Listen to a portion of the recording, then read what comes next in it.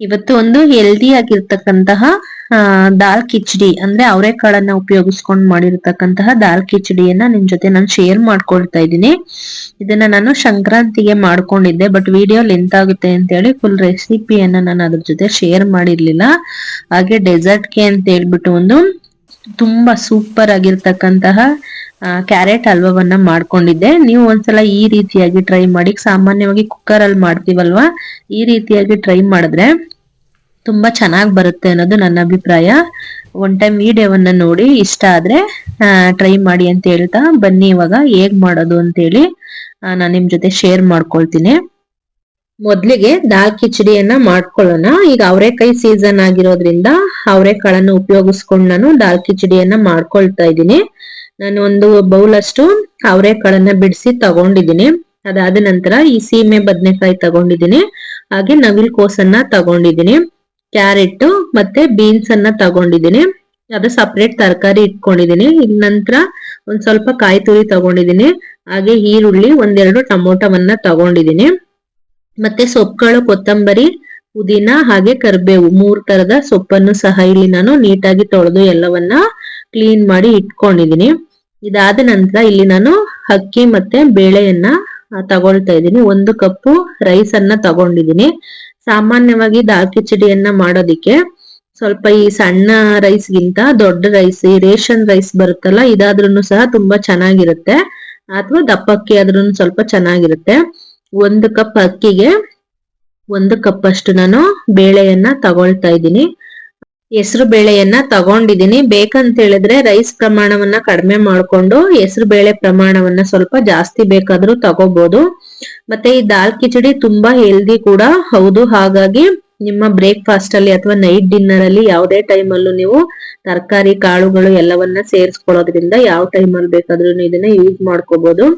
ಇವಾಗ ಮಾಡೋ ವಿಧಾನವನ್ನ ನೋಡೋಣ ಬನ್ನಿ. ಫಸ್ಟಿಗೆ ಇಲ್ಲಿ ಕುಕ್ಕರ್ ಅನ್ನ ಇಟ್ಟು ಫಸ್ಟಿಗೆ ಒಗ್ಗರಣೆಯನ್ನ ಹಾಕೊಳ್ತಾ ಇದ್ದೀನಿ. ಕುಕ್ಕರ್ ಬಿಸಿ ಆದ ನಂತರ 1-2 ಟೇಬಲ್ ಸ್ಪೂನ್ ಅಷ್ಟು ಆಯಿಲ್ ಅನ್ನ ಹಾಕೊಳ್ತಾ ಇದ್ದೀನಿ. ಹಾಗೇನೆ 1 ಟೇಬಲ್ ಸ್ಪೂನ್ ಅಷ್ಟು ನಾನು ತುಪ್ಪವನ್ನ ಹಾಕೊಳ್ತಾ ಇದ್ದೀನಿ. ಬೇಕಂತ ಹೇಳಿದ್ರೆ ತುಪ್ಪದಲ್ಲೇನೆ ಮಾಡ್ಕೋಬಹುದು. ಮತ್ತೆ ಇದಕ್ಕೆ ಜಾಸ್ತಿ ಎಣ್ಣೆ ಅವಶ್ಯಕತೆ ಏನು ಇರಲ್ಲ. ಜಾಸ್ತಿ ಹಾಕಿಲ್ಲ ಅಂತ ಹೇಳಿದ್ರು ಟೇಸ್ಟ್ ಚೆನ್ನಾಗೇ ಇರುತ್ತೆ. ಹಾಗಾಗಿ ಆಯಿಲ್ ಸ್ವಲ್ಪ ಕಡಿಮೆ ಯೂಸ್ ಮಾಡ್ಕೊಂಡ್ರೆ ಒಳ್ಳೇದು. ಎಣ್ಣೆ ಚೆನ್ನಾಗಿ ಕಾದಾದ ನಂತರ ಇವಾಗ ನಾನು ಆಯಿಲ್ಗೆ ಫಸ್ಟ್ ಒಂಚೂರು ಕಸೂರಿ ಮೇಥಿಯನ್ನ ಸೇರಿಸ್ಕೊಳ್ತಾ ಇದ್ದೀನಿ. ಕಸೂರಿ ಮೇಥಿಯನ್ನ ಇವಾಗ ಬೇಕಂದ್ರೂ ಹಾಕೋಬಹುದು, ಇಲ್ಲ ಅಂತ ಹೇಳಿದ್ರೆ ಲಾಸ್ಟ್ ಅಲ್ಲಿ ಹಾಕ್ಬಹುದು. ಇದಾದ ನಂತರ ಸ್ವಲ್ಪ ಸೋಂಫನ್ನ ಹಾಕೊಳ್ತಾ ಇದ್ದೀನಿ, ಮತ್ತೆ ಸ್ವಲ್ಪ ಜೀರಿಗೆಯನ್ನ ಹಾಕೊಳ್ತಾ ಇದ್ದೀನಿ. ಟೇಸ್ಟ್ ಕಸೂರಿ ಮೇಥಿ ಹಾಕೋದ್ರಿಂದ ಫ್ಲೇವರ್ ಕೂಡ ಚೆನ್ನಾಗಿರುತ್ತೆ, ಟೇಸ್ಟ್ ಕೂಡ ಚೆನ್ನಾಗಿರುತ್ತೆ. ಹಾಗಾಗಿ ಇದೆಲ್ಲ ಚೆನ್ನಾಗಿ ಬಿಸಿ ಆದ ನಂತರ ಕಟ್ ಮಾಡಿ ಇಟ್ಕೊಂಡಿದ್ದಂತಹ ಈರುಳ್ಳಿಯನ್ನ ನಾನು ಮೊದಲಿಗೆ ಸೇರಿಸ್ಕೊಳ್ತಾ ಇದ್ದೀನಿ. ಈರುಳ್ಳಿ ಎಲ್ಲ ಸೇರಿಸ್ಕೊಂಡಾದ ನಂತರ ಒಂಚೂರು ಫ್ರೈ ಮಾಡ್ಕೋಬೇಕಾಗುತ್ತೆ ಚೆನ್ನಾಗಿ. ಅದಾದ ನಂತರ ಕಟ್ ಮಾಡಿ ಇಟ್ಕೊಂಡಿದ್ದಂತ ಈ ಸೊಪ್ಪುಗಳನ್ನ ಸಹ ಸೇರಿಸ್ಕೊಳ್ತಾ ಇದ್ದೀನಿ. ಇದ್ರ ಜೊತೆ ಪಾಲಕ್ ಅಥವಾ ಸಬ್ಬಸಿಗೆ ಸೊಪ್ಪು, ಇಲ್ಲ ಅಂತ ಹೇಳಿದ್ರೆ ಮೆಂತ್ಯ ಸೊಪ್ಪು, ಯಾವುದೇ ರೀತಿಯಾದಂತ ಸೊಪ್ಪುಗಳನ್ನ ಇದ್ರೂ ಸಹ ಸೇರಿಸ್ಕೋಬಹುದು, ಇನ್ನೂ ಸಹ ಹೆಲ್ದಿ ಆಗುತ್ತೆ. ಮತ್ತೆ ಇದು ಈ ಮೆಂತ್ಯ ಸೊಪ್ಪು ಇದೆಲ್ಲವನ್ನ ಹಾಕಿದ್ರೆ ಫ್ಲೇವರ್ ಸಹ ತುಂಬಾನೇ ಚೆನ್ನಾಗಿರುತ್ತೆ. ಇಲ್ಲಿ ನಾನು ಕಾಳುಗಳನ್ನ ಯೂಸ್ ಮಾಡ್ಕೊಳ್ಳೋದ್ರಿಂದ ಬರೀ ಇಷ್ಟೇ ಸೊಪ್ಪುಗಳನ್ನ ಅಷ್ಟೇನೆ ಯೂಸ್ ಮಾಡ್ಕೊಳ್ತಾ ಇದ್ದೀನಿ. ಅದಾದ ನಂತರ ಒಗ್ಗರಣೆಯಲ್ಲಿ ಸ್ವಲ್ಪ ಫ್ಲೇವರ್ ಬಿಡುತ್ತೆ ಸೊಪ್ಪು ಇದೆಲ್ಲ ಆದ ನಂತರ ನೆಕ್ಸ್ಟ್ ನಾನು ಕಟ್ ಮಾಡಿ ಇಟ್ಕೊಂಡಿದ್ದಂತಹ ಟೊಮೊಟೊವನ್ನ ಸಹ ಸೇರಿಸ್ಕೊಳ್ತಾ ಇದ್ದೀನಿ. ಟೊಮೊಟೊ ಸ್ವಲ್ಪ ಮೆತ್ತಗಾಗುವಷ್ಟು ಬೇಯಬೇಕು. ಇವಾಗ ಇದಕ್ಕೇನೆ 1 ಸ್ಪೂನ್ ಅಷ್ಟು ನಾನು ಶುಂಠಿ ಬೆಳ್ಳುಳ್ಳಿ ಪೇಸ್ಟ್ ಅನ್ನು ಸಹ ಸೇರಿಸ್ಕೊಳ್ತಾ ಇದ್ದೀನಿ. ಶುಂಠಿ ಬೆಳ್ಳುಳ್ಳಿ ಪೇಸ್ಟ್ ಹಾಕಿದ ತಕ್ಷಣ ಒಗ್ಗರಣೆಯಲ್ಲಿ ತುಂಬಾ ಚೆನ್ನಾಗಿ ಆ ಫ್ಲೇವರ್ ಬರ್ತಾ ಇರುತ್ತೆ. ಹಾಗಾಗಿ ನಾನು ಒಗ್ಗರಣೆಯಲ್ಲೇ ಸ್ವಲ್ಪ ಸೇರಿಸ್ಕೊಳ್ತಾ ಇದ್ದೀನಿ. ಪೇಸ್ಟ್ ಇದ್ರೆ ಪೇಸ್ಟ್ ಆದ್ರೂ ಸೇರಿಸ್ಕೋಬಹುದು, ಇಲ್ಲ ಅಂತ ಹೇಳಿದ್ರೆ ಶುಂಠಿ ಬೆಳ್ಳುಳ್ಳಿನೇ ಸ್ವಲ್ಪ ಕುಟ್ಟಿ ಹಾಕೊಳ್ಬಹುದು. ಯಾವ ತರ ಯೂಸ್ ಮಾಡ್ಕೊಂಡ್ರು ಚೆನ್ನಾಗಿರುತ್ತೆ. ಇದಾದ ನಂತರ ಇಲ್ಲಿ ನಾನು ಒಗ್ಗರಣೆಗೆನೆ ಮಸಾಲೆ ಪೌಡರ್ ಗಳನ್ನ ಸೇರಿಸ್ಕೊಳ್ತಾ ಇದ್ದೀನಿ. ಇಲ್ಲಿ 1.5 ಸ್ಪೂನ್ ಅಷ್ಟು ಫಸ್ಟ್ ನಾನು ಧನಿಯಾ ಪೌಡರ್ನ ಸೇರಿಸ್ಕೊಳ್ತಾ ಇದ್ದೀನಿ. ಇದಾದ ನಂತರ 1 ಸ್ಪೂನ್ ಅಷ್ಟು ಅಚ್ಚ ಖಾರದ ಪುಡಿಯನ್ನ ಸೇರಿಸ್ಕೊಳ್ತಾ ಇದ್ದೀನಿ. ಮಕ್ಳಿರೋರು ಸ್ವಲ್ಪ ನೋಡಿ ಸೇರಿಸ್ಕೋಬೇಕಾಗತ್ತೆ, ಜಾಸ್ತಿ ಖಾರ ಆದ್ರೆ ತಿನ್ನಲ್ಲ. ಹಾಗಾಗಿ ಇದೆಲ್ಲ ಒಗ್ಗರಣೆಯಲ್ಲಿ ಚೆನ್ನಾಗಿ ಬೆಂದಾದ ನಂತರ ಇವಾಗ ಇಟ್ಕೊಂಡಿದ್ದಂತಹ ಎಲ್ಲಾ ತರಕಾರಿಗಳನ್ನ ನಾನು ಒಟ್ಟಿಗೆನೆ ಸೇರಿಸ್ಕೊಳ್ತಾ ಇದ್ದೀನಿ.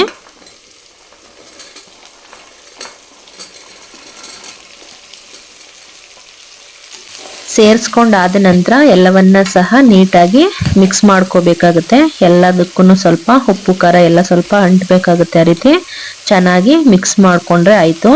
ಇದಾದ ನಂತರ ನಾನು ತೊಳೆದು ಇಟ್ಕೊಂಡಿದ್ದಂತಹ ಅಕ್ಕಿಯನ್ನು ಸಹ ನಾನು ಏನ್ ಮಾಡ್ತೀನಿ ಇವಾಗ ಸೇರಿಸ್ಕೊಳ್ತೀನಿ. ಅಕ್ಕಿ ಮತ್ತೆ ಬೇಳೆಯನ್ನ ಒಂದ್ ಸ್ವಲ್ಪ ಬೆಚ್ಚಗೆ ಹುರ್ಕೊಂಡು ಸಹ ಯೂಸ್ ಮಾಡ್ತಾರೆ. ನಾನಿಲ್ಲಿ ಹುರ್ಕೊಂಡಿಲ್ಲ, ಏನ್ ಟೇಸ್ಟ್ ಏನ್ ಚೇಂಜ್ ಆಗಲ್ಲ. ಹಾಗಾಗಿ ಕೆಲವರು ಹಸಿದಂತ ಅನ್ಸುತ್ತೆ ಅಂತ ಅನ್ನೋರು ಸ್ವಲ್ಪ ಹುರ್ಕೊಂಡು ಸಹ ಯೂಸ್ ಮಾಡ್ತಾರೆ. ನಿಮ್ಗೆ ಯಾವ ತರ ಅನ್ಸುತ್ತೋ ಆ ರೀತಿಯಾಗಿ ಯೂಸ್ ಮಾಡ್ಬೋದು, ಏನು ಸಹ ತೊಂದ್ರೆ ಇಲ್ಲ. ಎಲ್ಲವನ್ನ ಸಹ ಮಿಕ್ಸ್ ಮಾಡಾದ ನಂತರ ಇಲ್ಲಿ 1:6 ರೇಷಿಯೋ ಅಲ್ಲಿ ನೀರನ್ನ ಯೂಸ್ ಮಾಡ್ಕೊಳ್ತಾ ಇದ್ದೀನಿ. 1 ಕಪ್ ಬೇಳೆಗೆ 6 ಕಪ್ ನೀರ್ ಬೇಕಾಗುತ್ತೆ, ಅಥವಾ 1 ಕಪ್ ರೈಸ್ಗೆ 6 ಕಪ್ ನೀರ್ ಬೇಕಾಗುತ್ತೆ. ಮತ್ತೆ ಆ ತರ ನೋಡಿದ್ರೆ ರೈಸೇ ತಗೊಂಡ್ರೆ, ಇಲ್ಲ ಅಂತ ಹೇಳಿದ್ರೆ ಬೇಳೆ ಮತ್ತೆ ಅದು ಎರಡು 1 ಕಪ್ ಇರುತ್ತಲ್ವಾ, ಹಾಗಾಗಿ 6 ಕಪ್ ನೀರ್ ಬೇಕಾಗುತ್ತೆ. ಸೊ ಇದಾದ ನಂತರ ಲಾಸ್ಟ್ ಅಲ್ಲಿ ನಾನು ತುರಿದು ಇಟ್ಕೊಂಡಿದ್ದಂತ ಕಾಯನ್ನು ಸಹ ಸೇರಿಸ್ಕೊಳ್ತಾ ಇದ್ದೀನಿ. ಹಾಗೇನೆ ಹೋಮ್ ಮೇಡ್ ಪಲಾವ್ ಪೌಡರ್ ಅನ್ನ ಸಹ ಸೇರಿಸ್ಕೊಳ್ತಾ ಇದ್ದೀನಿ. ಪಲಾವ್ ಪೌಡರ್ ಅನ್ನ ಈ ರೀತಿ ಕೊನೆಯಲ್ಲಿ ಸೇರಿಸ್ಕೊಳ್ಳೋದ್ರಿಂದ ಫ್ಲೇವರ್ ತುಂಬಾನೇ ಚೆನ್ನಾಗಿರುತ್ತೆ. ನಾವು ಮೊದ್ಲಿಗೆ ಪೌಡರ್ ಗಳನ್ನ ಎಣ್ಣೆಯಲ್ಲಿ ಹುರಿದ್ವಲ್ಲ, ಆ ರೀತಿ ಬೇಕಾದ್ರೂ ಹಾಕೊಂಡು ಹುರ್ಕೋಬಹುದು, ಇಲ್ಲ ಈ ರೀತಿ ಕೊನೆಯಲ್ಲಿ ಬೇಕಾದ್ರೂ ಸೇರಿಸ್ಕೋಬಹುದು. ನಂತರ ರುಚಿಗೆ ಎಷ್ಟು ಬೇಕೋ ಅಷ್ಟು ಉಪ್ಪನ್ನ ಸೇರಿಸ್ಕೊಂಡು ಇದಾದ ನಂತರ ಎಲ್ಲವನ್ನ ನೀಟಾಗಿ ಒಂದ್ ಟೈಮು ಮಿಕ್ಸ್ ಮಾಡ್ಕೊಂಡ್ರೆ ಮುಗೀತು.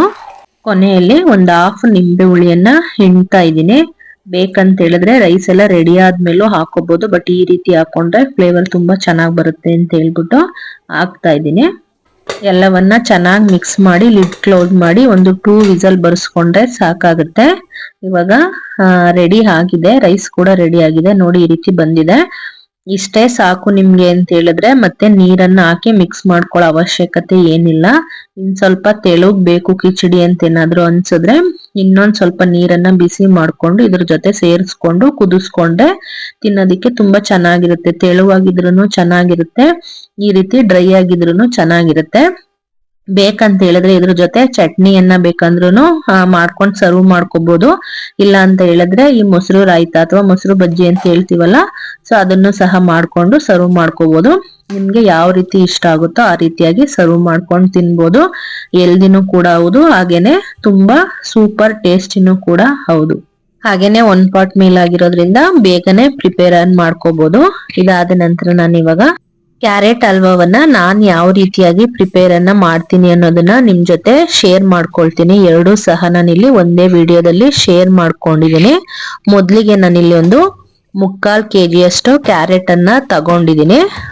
ಇದಿಷ್ಟನ್ನು ಸಹ ನಾನು ಫಸ್ಟ್ ಒಂದ್ ಸ್ವಲ್ಪ ನೀರಲ್ಲಿ ಉಪ್ಪು ಹಾಕ್ಬಿಟ್ಟು ನೆನ್ಸ್ಬಿಟ್ಟು ತೊಳೆದು ಕ್ಲೀನ್ ಮಾಡ್ಕೊಂಡು ಅದಾದ ನಂತರ ತುರ್ಕೊಂಡು ಕ್ಲೀನ್ ಮಾಡ್ಕೊಂಡು ತಗೊಂಡ್ ಬರ್ತೀನಿ. ಸೊ ಇಲ್ಲಿ 3/4 kg ತಗೊಂಡಿದ್ದೀನಿ. ಇವಾಗ ಇದನ್ನೆಲ್ಲವನ್ನ ತುರಿದು ರೆಡಿ ಮಾಡಿ ಇಟ್ಕೊಂಡಿದ್ದೀನಿ. ನನ್ಗೆ ಇಷ್ಟು ಕ್ಯಾರೆಟ್ ತುರಿ ಸಿಕ್ಕಿದೆ. ತುಂಬಾ ಫ್ರೆಶ್ ಆಗಿತ್ತು, ಹಾಗೇನೆ ಚೆನ್ನಾಗಿತ್ತು. ಫ್ರೆಶ್ ಇದ್ರೆ ಚೆನ್ನಾಗಿರುತ್ತೆ. ಇಲ್ಲಿ ನಾನು ಕೋವವನ್ನ ಸಹ ತಗೊಂಡಿದ್ದೀನಿ. ಕೋವವನ್ನ ಯೂಸ್ ಮಾಡಿದ್ರೆ ಕ್ಯಾರೆಟ್ ಹಲ್ವಾ ತುಂಬಾ ಸೂಪರ್ ಆಗಿ ಬರುತ್ತೆ. ಹಾಗೆ ತುಪ್ಪ ಬೇಕಾಗುತ್ತೆ, ಹಾಗೆ ಸಕ್ಕರೆ ಬೇಕಾಗುತ್ತೆ, ಮತ್ತೆ ಮಿಲ್ಕ್ ಬೇಕಾಗುತ್ತೆ. ಸೊ ಇವಾಗ ಯಾವ್ದನ್ನ ಮೆಜರ್ಮೆಂಟ್ ಅಲ್ಲಿ ಎಷ್ಟೆಷ್ಟು ಹಾಕೋಬೇಕಾಗುತ್ತೆ ಅಂತ ಹೇಳ್ತೀನಿ. ಮತ್ತೆ ಇನ್ನೊಂದು ಸೀಕ್ರೆಟ್ 2 ಇಂಗ್ರೀಡಿಯೆಂಟ್ಸ್ ಇದೆ, ಅದನ್ನ ಕೊನೆಯಲ್ಲಿ ಹೇಳ್ತೀನಿ. ಹಾಕೋ ಟೈಮಲ್ಲಿ ಹೇಳ್ತೀನಿ. ಅದ್ ಹಾಕೋದ್ರಂತೂ ಇನ್ನ ಸೂಪರ್ ಆಗಿರುತ್ತೆ. ಈಗ ಫಸ್ಟ್ ನಾನು ಬಾಣ್ಲಿಯಲ್ಲಿ ಸ್ವಲ್ಪ ತುಪ್ಪವನ್ನ ಹಾಕ್ತೀನಿ. 1 ಸ್ಪೂನ್ ಅಷ್ಟು ತುಪ್ಪ ಹಾಕೊಂಡಿದ್ದೀನಿ. ಅದೆಲ್ಲ ಕರಗು ಅಷ್ಟರಲ್ಲಿ ನಾನು ಇದ್ರ ಜೊತೆ ಇವಾಗ ನೋಡಿ ನಾನು ಇಡೀ ಲೆಕ್ಕದಲ್ಲಿ ಹೇಳ್ತಾ ಇದ್ದೀನಿ. ಒಂದು 3 ಇಡಿಯಷ್ಟು ನಾನು ಇಲ್ಲಿ ಕ್ಯಾರೆಟ್ ತುರಿಯನ್ನ ತಗೊಂಡಿದ್ದೀನಿ. ನಮ್ ಕೈಯಲ್ಲಿ 3, ಸೊ ಬೌಲಲ್ಲಿ ಆದ್ರೆ 3 ಬೌಲ್ ಅಷ್ಟು ಇದು ನಮ್ಗೆ ಬೇಕಾಗುತ್ತೆ. ಸೊ ಸಾಕಾಗುತ್ತೆ ಅಂತೇಳಿ ಇವಾಗ ಇದೊಂದು 5-6 ಮೆಂಬರ್ಸ್ ಅಥವಾ ಸ್ವಲ್ಪ ಜಾಸ್ತಿ ಸ್ವೀಟ್ ಅನ್ನ ತಿನ್ನಕ್ ಇಷ್ಟಪಡಲ್ಲ ಅನ್ನೋರಾದ್ರೆ 10 ಮೆಂಬರ್ಸ್ ಕೂಡ ಆಗುತ್ತಿದ್ದು. ಇಲ್ಲಿ ನಾನು ಸ್ವಲ್ಪನೇ ಮಾಡ್ಕೊಂಡಿದೀನಿ. ಜಾಸ್ತಿ ಪ್ರಿಪೇರ್ ಮಾಡಿಟ್ರೆ ಮತ್ತೆ ಅದನ್ನೇ ತಿಂತೀವಿ ಸ್ವೀಟ್ ನ ಅಂತೇಳಿ ಮೊದ್ಲಿಗೆನೆ ತುಪ್ಪದಲ್ಲಿ ಸ್ವಲ್ಪ ಕ್ಯಾರೆಟ್ ಅನ್ನ ಚೆನ್ನಾಗಿ ಕಲರ್ ಚೇಂಜ್ ಆಗುವಷ್ಟು ಹುರ್ಕೋಬೇಕಾಗುತ್ತೆ. ಇವಾಗ ಸಾಮಾನ್ಯವಾಗಿ ಎಲ್ಲವನ್ನ ಹಾಕ್ಬಿಟ್ಟು ಕುಕ್ಕರ್ ಅಲ್ಲಿ ಕೂಗಿಸ್ಬಿಟ್ಟು 1-2 ವಿಸಲ್ ಹಾಕ್ಸ್ಬಿಟ್ಟು ಯೂಸ್ ಮಾಡ್ತಾರಲ್ಲ ಕ್ಯಾರೆಟ್ ಅಲ್ವಾ, ಅದಕ್ಕಿಂತನೂ ಈ ರೀತಿ ಡ್ರೈ ಆಗಿ ಹುರ್ದು ಮಾಡ್ತೀವಲ್ಲ, ಇದು ತುಂಬಾನೇ ಟೇಸ್ಟಿಯಾಗಿ ಬರುತ್ತೆ. ಬೇಕಂದ್ರೆ ಒಂದ್ ಟೈಮು ಚೆಕ್ ಮಾಡಿ ನೋಡಿ. ಇವಾಗ ನೋಡಿ ಅದು ಸ್ವಲ್ಪ ಎಲ್ಲ ಬೆಂದು ಕಡಿಮೆನೂ ಕೂಡ ಆಗಿದೆ, ಹಾಗೆ ಕಲರ್ ಕೂಡ ಚೇಂಜ್ ಆಗಿದೆ. ನಾವ್ ಏನೇನೋ ಸ್ವೀಟ್ ಗಳನ್ನ ತಂದು ತಿಂತೀವಲ್ವಾ, ಅದಕ್ಕಿಂತ ಇದಂತೂ ತುಂಬಾನೇ ಚೆನ್ನಾಗಿರುತ್ತೆ. ಅದು ಅಲ್ದಿರ ಗುಲಾಬ್ ಜಾಮೂನ್ ತಿನ್ನೋದಕ್ಕಿಂತ ಇದು ತುಂಬಾ ಚೆನ್ನಾಗಿರುತ್ತೆ. ಗುಲಾಬ್ ಜಾಮೂನ್ ಅಲ್ಲಿ ಜಾಸ್ತಿ ಶುಗರ್ ಇರುತ್ತಲ್ಲ, ಹಾಗಾಗಿ ಕೆಲವೊಬ್ರು ಡಯಟ್ ಮಾಡ್ತಕ್ಕಂಥವ್ರು ಇಷ್ಟ ಪಡಲ್ಲ. ಇವಾಗ 3 ಕಪ್ ಕ್ಯಾರೆಟ್ ತುರಿ ತಗೊಂಡಿದ್ದೆ ಅಂತ ಹೇಳದ್ನಲ್ಲ, ಅದಕ್ಕೆ ನಾನು 1 ಕಪ್ ಹಾಲನ್ನ ತಗೊಂಡಿದ್ದೀನಿ. ಫಸ್ಟ್ ಕ್ಯಾರೆಟ್ ಅನ್ನ ಸ್ವಲ್ಪ ಚೆನ್ನಾಗಿ ಹುರ್ಕೊಳ್ಳಿ, ಹುರಿದಾದ ನಂತರ ಸೇರಿಸ್ಕೊಳ್ಳಿ. ನೆಕ್ಸ್ಟ್ ನಾನು ಕೋವನ್ನ ಸೇರಿಸ್ಕೊಳ್ತಾ ಇದ್ದೀನಿ. ಒಂದ್ ಸ್ಪೂನ್ ಆದ್ರೆ ಸಾಕಾಗುತ್ತೆ, ಯಾಕಂದ್ರೆ ಹಾಲು, ಸಕ್ಕರೆ, ತುಪ್ಪ ಎಲ್ಲವನ್ನ ಸೇರಿಸ್ತಿರ್ತೀವಲ್ಲ, ಸೊ ಹಾಗಾಗಿ ಜಾಸ್ತಿ ಫ್ಯಾಟ್ ಆಗುತ್ತೆ ಅಂತೇಳಿ ಯಾವ್ದನ್ನು ಹೆಚ್ಚೆಚ್ಚಾಗಿ ಸೇರಿಸ್ಕೊಳ್ಳೋದು ಬೇಡ. ಒಂದೇ 1 ಸ್ಪೂನ್ ಅಷ್ಟು ನಾನಿಲ್ಲಿ ಕೋವನ್ನ ಸೇರಿಸ್ಕೊಂಡಿದ್ದೀನಿ.